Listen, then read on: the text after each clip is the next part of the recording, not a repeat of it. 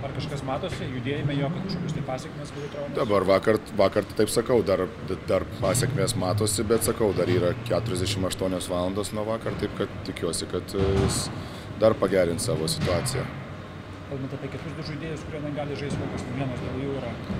Pradėjo kažkiek judėti daugiau, sakau, irgi kažką atsakyti tikrai sunku, praktiškai vyksta toks vienadienis procesas, jie didina krūvius, žiūri ar nepersitempė, ar netinsta koja Lijo situacijoje, pavyzdžiui, ir sakau, dar kažką sunku pasakyti tikrai.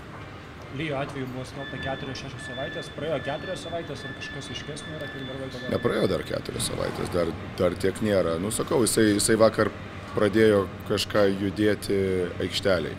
50%, 40%, ten sunku pasakyti kiek.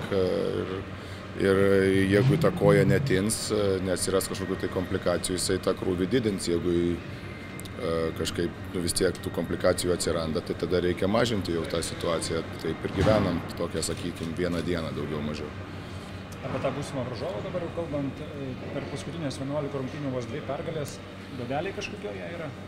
Nežinau, sunku pasakyti irgi dabar žiūrint visas tas rungtynės, jie visas jas galėjo laimėti.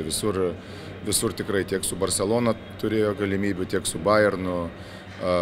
Baskonijoje pirmavo vienu metu 15 taškų berods pirmą pusę.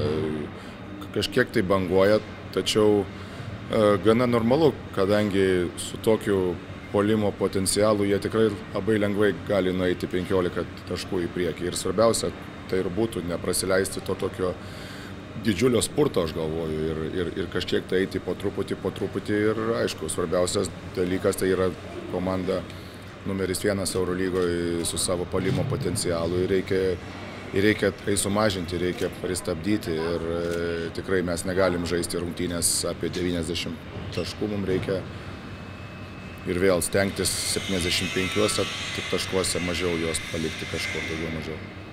Ar galima sakyti, kad tokia komanda kaip Milanė yra savotiškai palanki jums, nes pernai laimėjo tą abiejų tarpusavį, šiemet laimėjo?